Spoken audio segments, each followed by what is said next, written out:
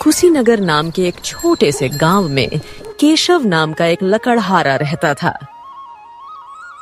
एक दिन लकड़हारा सुबह के समय लकड़ी काटने जा रहा होता है।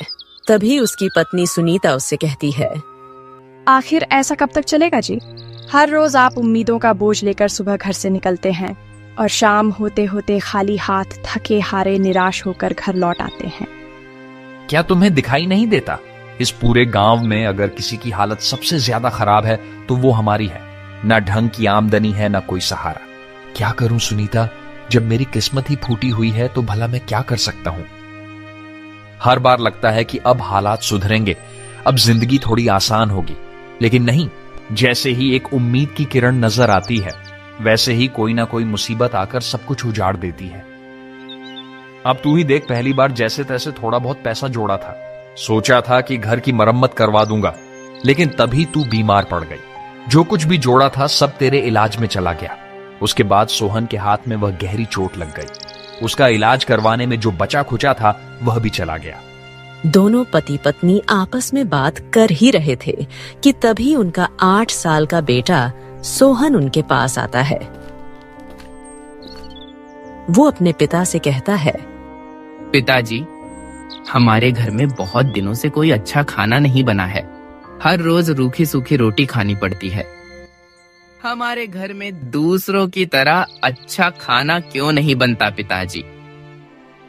बेटा तुम चिंता मत करो, बस कुछ ही दिनों की बात है। उसके बाद हम लोग दूसरों की तरह अच्छा खाना बनाएंगे।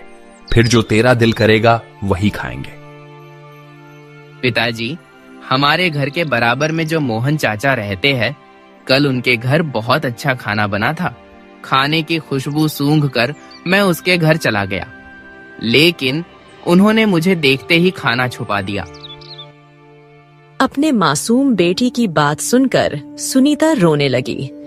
अपनी पत्नी की यह हालत देखकर केशव कुछ नहीं बोला और चुपचाप उदास मन से लकड़ी काटने चला गया। जंगल में पहुंचकर जैसे ही केशव लकड़ी काटने लगता है तो उसे अपने शरीर में बहुत कमजोरी महसूस होती है। वो खुद से कहने लगता है, अब तो बाजुओं में भी पहले जैसी ताकत नहीं रही। अब तो लकड़ी काटना भी मुश्किल हो जाता है, और उससे भी ज्यादा मुश्किल लकड़ियों को बेचना हो जाता है। अब घर की हालत देखी नहीं जाती। केशव यह सोच ही रहा था कि तभी उसका मित्र सुमेंद्र उसके पास आता है। तो वो केशव से कहता है, क्या बात है भाई केशव, बहुत उदास दिख रहे हो और आज तुम्हारे हाथों में पहले जैसा जोर भी नहीं दिख रहा। क्या बताऊं भाई, तुम तो जानते ही हो मैं कितनी बड़ी आर्थिक तंगी में हूं। मेहनत तो बहुत करता हूं, लेकिन किस्मत साथ नहीं देती।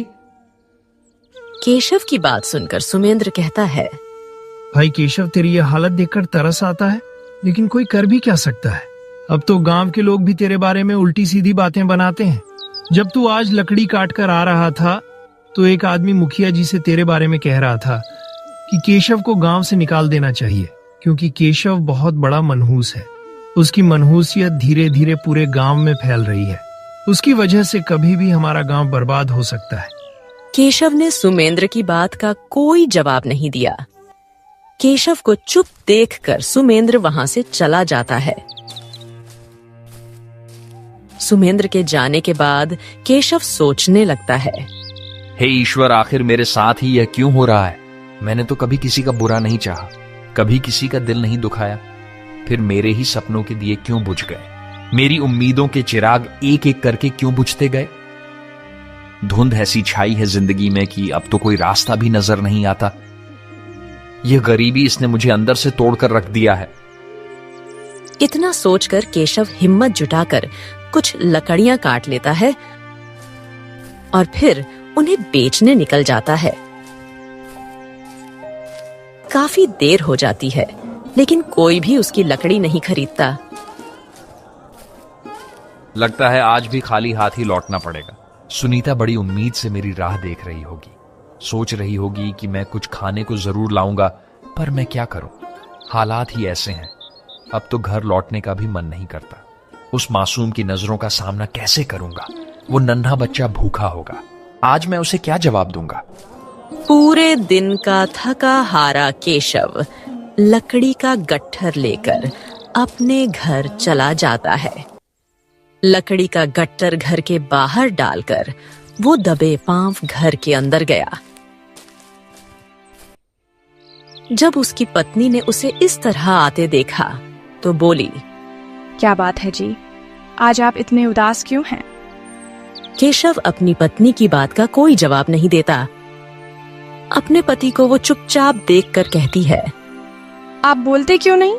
आखिर क्या बात है जो आज आप इतने उदास हो? केशव की आंखों में आंसू आ गए। वो अपनी पत्नी से कहने लगा, सुनीता, अब तो सारे गांव वाले भी मेरी बुरी किस्मत का मजाक उड़ाने लगे हैं। कोई मुझे मनहूस बताता है तो कोई कुछ कहता है, और आज किसी ने लकड़ी भी नहीं खरीदी। कोई पूछने तक नहीं आया। सोचा था लकड़ी बिक जाएगी तो आज घर में कुछ अच्छा खाने के लिए लेकर आऊंगा, लेकिन सोचा हुआ कहां पूरा होता है। अब फिक्र मत करो, ईश्वर ने चाहा तो एक दिन सब ठीक हो जाएगा।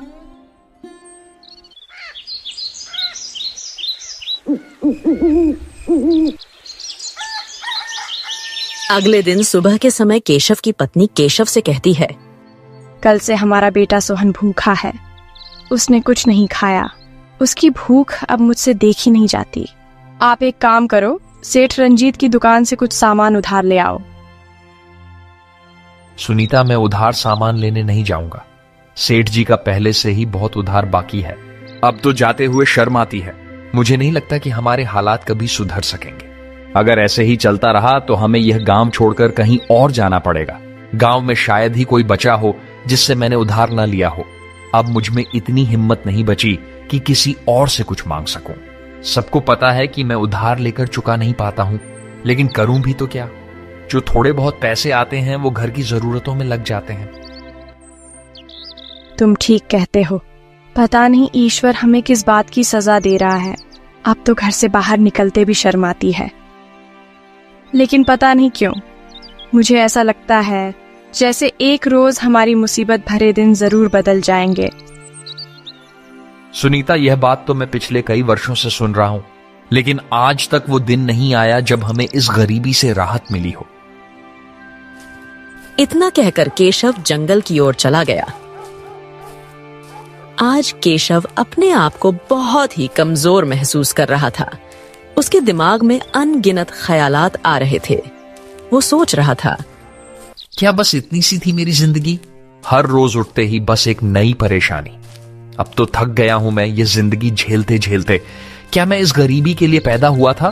क्या मेरी तकलीफों का कोई अंत नहीं होगा? हर मोड़ पर बस ठोकरें ही क्यों हैं मेरे लिए? अब तो मन करता है कहीं दूर चला जाऊं। ना कोई मुझे जाने, ना मैं किसी को। शायद अगर मैं ही ना रहूं तो सब ठीक हो जाए ना जीवित रहूंगा, ना यह सब देखना पड़ेगा। केशव अपने विचारों में डूबा हुआ था। न जाने वो क्या सोच रहा था कि तभी उसके दोस्त सुमेंद्र की नजर उस पर पड़ी। वो जल्दी से केशव के पास गया और उससे कहने लगा, अरे केशव भाई, किस सोच में डूब गए हो? आज तो तुम लकड़ी काटने जंगल भी नहीं गए। केशव ने अपने दोस्त सुमेंद्र की बात का कोई जवाब नहीं दिया, क्योंकि वो पहले से ही बहुत उदास था। उसका किसी से भी बात करने का मन नहीं कर रहा था। केशव को चुपचाप देखकर सुमेंद्र बोला, अरे भाई, क्यों नहीं बोल रहे हो? मुझसे नाराज हो क्या? मैंने तो तुमसे कुछ कहा भी नहीं है। केशव अब भी सुमेंद्र की बात का कोई जवाब नहीं देता और जंगल की ओर चल देता है। यह देख सुमेंद्र को बहुत गुस्सा आता है। अरे बड़ा अजीब आदमी है। हम बोले जा रहे हैं और ये खुद बोलने को ही तैयार नहीं है। मुझे पता लगाना ही होगा, आखिर क्या बात है। उधर केशव जंगल में जाकर एक पेड़ के नीचे बैठ गया और कहने लगा, हे ईश्वर, तू मेरी अभी कितनी और परीक्षा लेगा? मैं तो किसी के सामने रो भी नहीं सकता, क्योंकि सब गरीबी का मजाक बनाते हैं। केशव यह सोच ही रहा था कि तभी उसे एक आवाज आई, कोई है जो मेरी मदद कर सके। आवाज सुनकर केशव उठा और इधर उधर देखने लगा। तभी उसकी नजर एक साधु बाबा पर पड़ी जो जख्मी हाल में जमीन पर गिरे हुए थे। केशव तुरंत उनके पास गया। बाबा, आपके पैर से खून बह रहा है, ये आपको चोट कैसे लगी? बेटा, मैं बहुत जरूरी काम से राजा के पास जा रहा था। जल्दीबाजी में मेरा पैर एक नुकीली लकड़ी से टकरा गया, जिससे मेरे पैर से खून बहने लगा है। केशव जल्दी से साधु महाराज के पैर पर एक कपड़ा बांध दिया, जिससे साधु बाबा का खून बहना बंद हो गया। फिर साधु महाराज केशव से कहने लगे, बेटा, मुझे बहुत प्यास लगी है। प्यास की वजह से मेरा गला सूख रहा है। अगर जल्दी से पानी नहीं मिला तो शायद मैं बच ना सकूं। कृपया तुम मेरे लिए कहीं से पानी ले आओ। बाबा, आप परेशान मत होइए, मैं अभी आपके लिए कहीं से पानी लेकर आता हूं। केशव तुरंत पानी की तलाश में निकल गया। काफी ढूंढने के बाद उसे कहीं पानी नहीं मिला। इससे केशव घबरा गया और इधर उधर देखने लगा, शायद कहीं से पानी मिल जाए। लेकिन उस जंगल में दूर दूर तक कोई तालाब दिखाई नहीं दे रहा था। हार थक कर केशव साधु महाराज के पास लौट आया और कहने लगा, साधु बाबा, मैंने बहुत तलाश किया लेकिन कहीं भी पानी नहीं मिला। अगर आपको पता हो कि पानी कहां मिल सकता है तो आप मुझे बता दीजिए, मैं अभी पानी ले आऊंगा। बेटा, यहां से 6 मील दूर एक तालाब है। वहां तुम्हें पानी मिल सकता है। वहां से तुम मेरे लिए पानी ले आओ। साधु बाबा की बात सुनकर थका हारा केशव जल्दी से पानी के लिए तालाब की ओर चल दिया।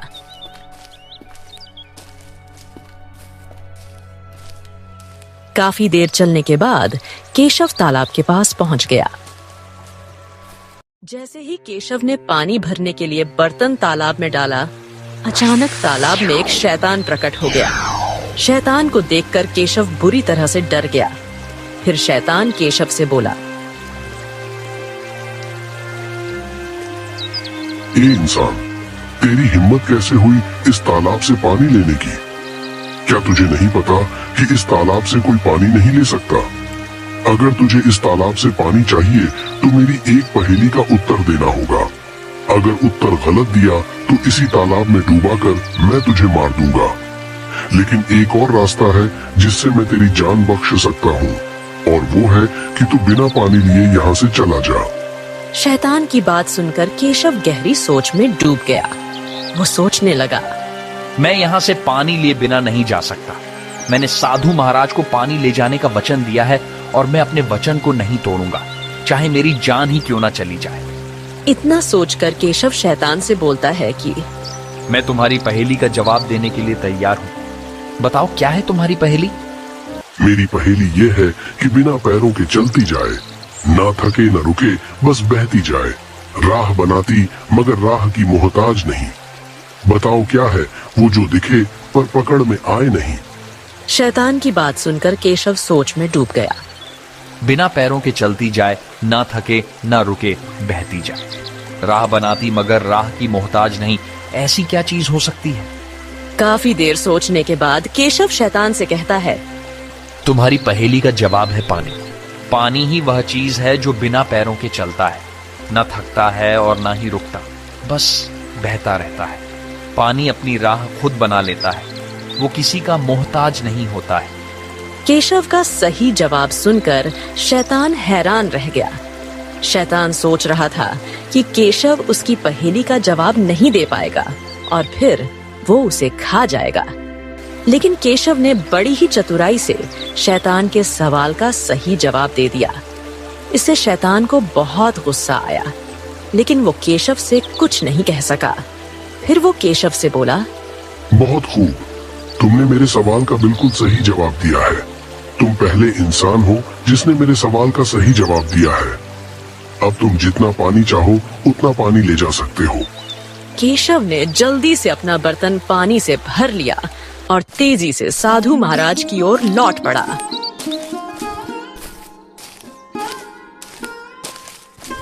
कुछ ही देर में केशव साधु बाबा के पास पहुंच गया। बाबा, मैं पानी ले आया हूं।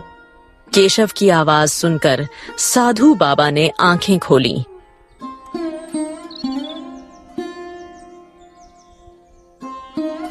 केशव ने उन्हें पानी पिलाया। पानी पीने के बाद साधु महाराज केशव से पूछने लगे, बेटा, मैंने तो उम्मीद ही छोड़ दी थी। मुझे नहीं लगता था कि तुम मेरे लिए पानी ला पाओगे, क्योंकि मैं जानता था कि उस तालाब में एक शैतान रहता है। जब भी कोई मनुष्य इस जंगल में आता है, मैं हमेशा उसकी इसी तरह परीक्षा लेता हूँ। हर दफा मैंने देखा है कि हर मनुष्य उस शैतान से डर कर भाग जाते हैं, लेकिन तुम पहले मनुष्य हो जिसने उस शैतान की पहेली का सही जवाब दिया है और मेरे लिए पानी लेकर आए हो। मैं तुमसे बहुत प्रसन्न हुआ बेटा। तुम अपने वादे के पक्के हो? इतना कहकर साधु बाबा ने कुछ मंत्र पढ़े, जिससे एक सुंदर बिल्ली प्रकट हो गई। फिर साधु बाबा केशव से कहने लगे, तुमने अपनी परीक्षा पास होकर मुझे पानी पिलाया, इसीलिए मैं तुम्हें यह बिल्ली देना चाहता हूँ। साधु महाराज, मैं इस बिल्ली का क्या करूंगा? यह बिल्ली कोई साधारण बिल्ली नहीं, यह बहुत ही भाग्यशाली है। इसे अपने घर ले जा और अपनी बेटी की तरह पाल। यह बिल्ली तेरी किस्मत बदल देगा। मैं जानता हूँ तू सबसे ज्यादा अपनी किस्मत से परेशान है, वरना तेरे अंदर तो कोई कमी नहीं है। तू मेहनती है, ईमानदार है, ना तुझ में लालच है, ना किसी का बुरा करने का भाव। तू तो वो है जो दूसरों की मदद करता है, चाहे खुद कितनी ही मुश्किल क्यों ना हो। यह बिल्ली तेरे जीवन की दिशा बदल देगा। अब तू यहाँ से जा, तेरी पत्नी तेरा इंतजार कर रही होगी। साधु महाराज के कहने पर केशव उस बिल्ली को अपने घर ले जाता है।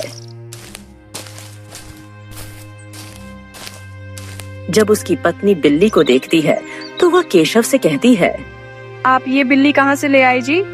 अपनी पत्नी के पूछने पर केशव सुनीता को सारी बात बता देता है। यह आपने क्या किया जी? आप इस बिल्ली को क्यों ले आए? हमारे घर में तो पहले से ही खाने के लाले पड़े हुए हैं और अब आप इस बिल्ली को भी ले आए।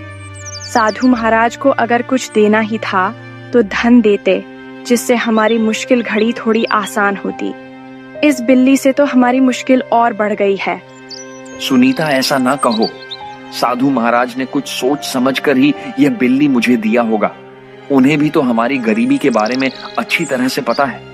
दोनों पति पत्नी आपस में बात कर ही रहे थे कि तभी वहां उनका बेटा सोहन आ जाता है।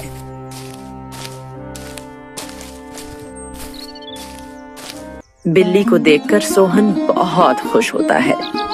वो अपने पिता से कहता है, पिताजी, यह बिल्ली तो बहुत ही सुंदर है।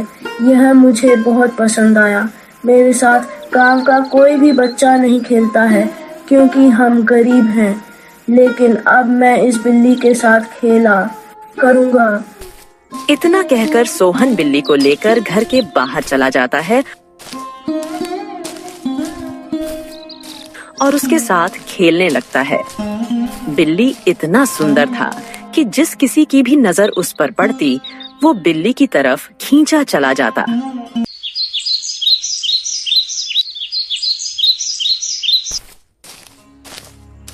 अगले दिन जब केशव लकड़ी काटने जा रहा होता है, तभी एक गांव का मुखिया केशव के घर जाता है। मुखिया को पहली बार अपने घर आते देख केशव मुखिया से कहता है, मुखिया जी, आज मेरे घर में कैसे आना हुआ?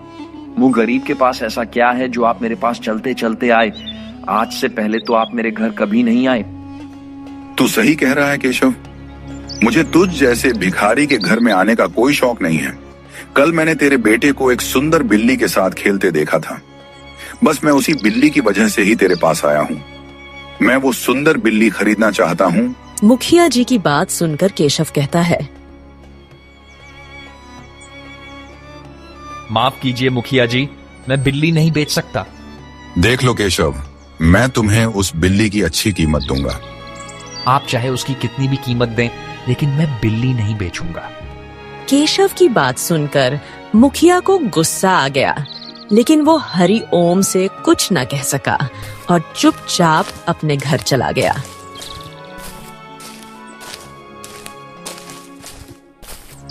मुखिया के जाने के बाद केशव की पत्नी उससे कहती है,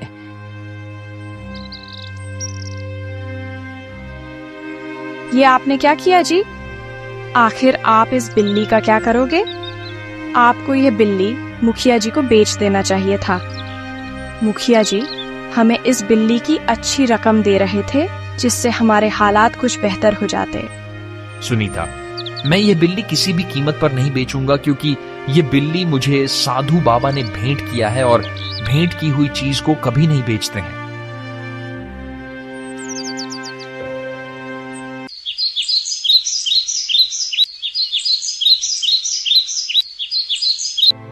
कुछ दिन इसी तरह बीत गए। अब सुनीता भी बिल्ली से प्रेम करने लगी थी।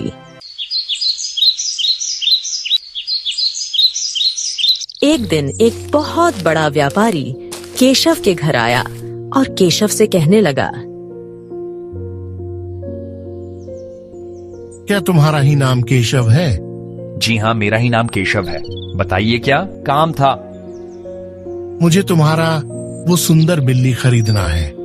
वो मुझे बहुत ही अच्छा लगा। तुम जितना चाहो उतनी कीमत देने के लिए तैयार हूँ मैं उस बिल्ली की। मुझे धन से कोई प्रेम नहीं है। आप मुझे चाहे कितना भी धन दो, लेकिन मैं वह बिल्ली नहीं बेचूंगा। अरे बड़े बेवकूफ इंसान हो। मुंह मांगी कीमत मिल रही है, फिर भी बेचने को तैयार नहीं हो। चलो कोई बात नहीं, जैसी तुम्हारी मर्जी। इतना कहकर व्यापारी चला जाता है। व्यापारी के जाने के बाद केशव की पत्नी गुस्से में अपने पति से कहती है, जब से यह बिल्ली हमारे घर में आया है, हमें इससे कोई फायदा नहीं हुआ है, बल्कि इसकी वजह से हमारे घर का खर्च और बढ़ गया है। पहले आपने मुखिया जी को बिल्ली बेचने से मना कर दिया, और अब व्यापारी को आखिरकार आप इसका क्या करेंगे जो आप इसे बेचना नहीं चाहते? सुनीता, साधु महाराज ने कहा था कि इस बिल्ली को अपनी बेटी की तरह पालना, और मैं इस बिल्ली को अपनी बेटी के समान ही मानता हूँ। फिर भला कोई बाप अपनी बेटी को कैसे बेच सकता है? केशव की बात सुनकर सुनीता का गुस्सा थोड़ा शांत हो गया। जिस राज्य में हरि ओम रहता था, उस राज्य का राजा सोमनाथ बहुत ही दयालु था, लेकिन कुछ समय से राजा गहरे दुख में डूबा हुआ था। दरअसल उसकी बेटी सुमित्रा की अचानक आंख की रोशनी चली गई, जिससे वो अंधी हो जाती है। राजा ने अपनी पुत्री का इलाज करवाया, लेकिन उसकी पुत्री की आंखों की रोशनी वापस न आ सकी। एक दिन राजमहल में वही साधु बाबा आए, जिन्होंने केशव को बिल्ली दिया था। राजा उन साधु बाबा से बोले, बाबा, मैंने अपनी पुत्री का इलाज राज्य के बड़े बड़े वैद्यों से करवा लिया, लेकिन कोई फायदा नहीं हुआ। उसकी आंखों की रोशनी वापस नहीं आई। अब आप ही कुछ बताइए, जिससे हमारी प्रिय पुत्री की आंखों की रोशनी वापस आ जाए। महाराज, आपकी पुत्री की आंखों की रोशनी केवल एक ही तरीके से आ सकती है, और वह तरीका है मायावी बिल्ली का आंसू। जब एक गरीब नेक आदमी अपने हाथों से मायावी बिल्ली का आंसू राजकुमारी की आंखों में डाले, तो राजकुमारी की आंखों की रोशनी वापस आ जाएगी। बाबा, मुझे वो मायावी बिल्ली कहाँ मिलेगा? आप मुझे बता दीजिए, मैं उसे किसी भी कीमत पर ढूंढ लाऊंगा। और रही बात गरीब आदमी की, तो हमारे राज्य में गरीबों की कोई कमी नहीं है। महाराज, याद रहे, केवल वही गरीब आदमी राजकुमारी की आंखों में बिल्ली का आंसू डाल सकता है जो ईमानदार और नेक दिल हो, जिसके अंदर जरा सा भी लालच ना हो। अच्छा, तो वो बिल्ली मुझे कहाँ मिलेगी? वो बिल्ली आपके ही राज्य के एक छोटे से गांव अमरपुर में एक गरीब ईमानदार लकड़हारे के पास है, जिसका नाम केशव है। साधु बाबा की बात सुनकर राजा कुछ सिपाहियों के साथ तुरंत अमरपुर गांव की ओर रवाना हो गए। कुछ ही देर में वह अमरपुर गांव में पहुंच गए।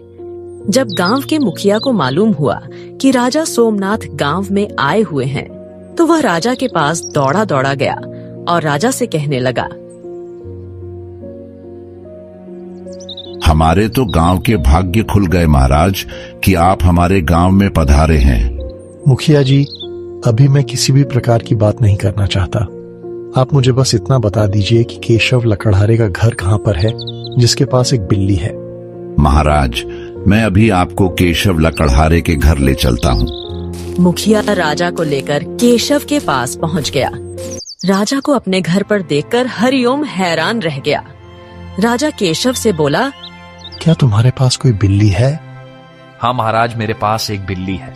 वह बिल्ली मेरे लिए बहुत ही प्रिय है। मैं उसे अपनी बेटी की तरह मानता हूँ। केशव, मुझे वो बिल्ली चाहिए। बताओ तुम्हें कितनी कीमत चाहिए उस बिल्ली की?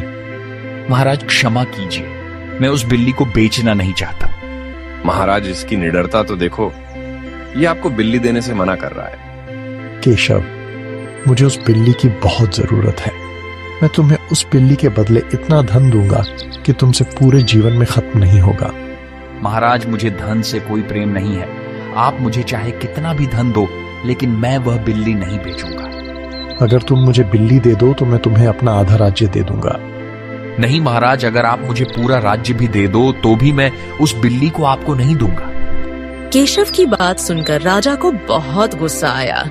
वो सिपाहियों से बोला, सिपाहियों, इस बेवकूफ लकड़हारे को बंदी बना लो और उस बिल्ली को पकड़कर महल में ले चलो। सिपाही केशव और बिल्ली को पकड़कर महल में ले गए और फिर अगले दिन हरिओम को दरबार में राजा के सामने पेश किया। केशव, तुम इतने बड़े बेवकूफ क्यों हो?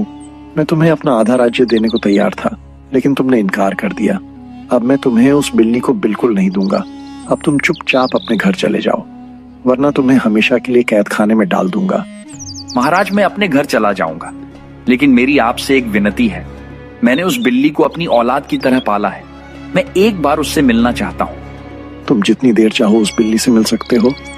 बिल्ली को दरबार में लाया गया। केशव ने दौड़कर बिल्ली को अपने गले लगा लिया। बिल्ली की आंखों से आंसू बहने लगे।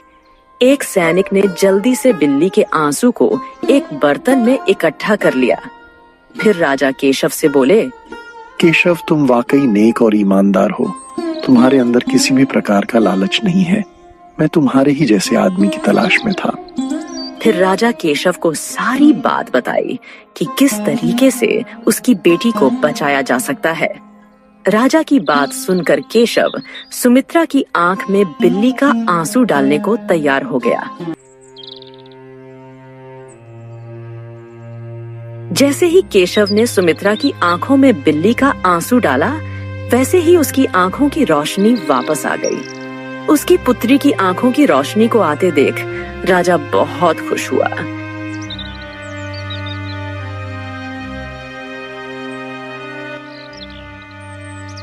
केशव, तुम्हारी वजह से ही सुमित्रा की आंखों की रोशनी वापस आई है। हम तुम्हारा यह एहसान जीवन भर नहीं भूलेंगे। आज से तुम्हें इस राज्य का मंत्री बनाया जाता है। मुझे तुम्हारे जैसे ही नेक और ईमानदार इंसान की जरूरत थी, जिसके अंदर जरा सा भी लालच ना हो। राजा केशव को मंत्री पद पर नियुक्त कर देता है। उसके बाद राजा केशव को खूब सारा धन देता है, जिससे केशव की गरीबी हमेशा के लिए दूर हो जाती है और फिर केशव अपने परिवार के साथ राजमहल में रहने लगता है।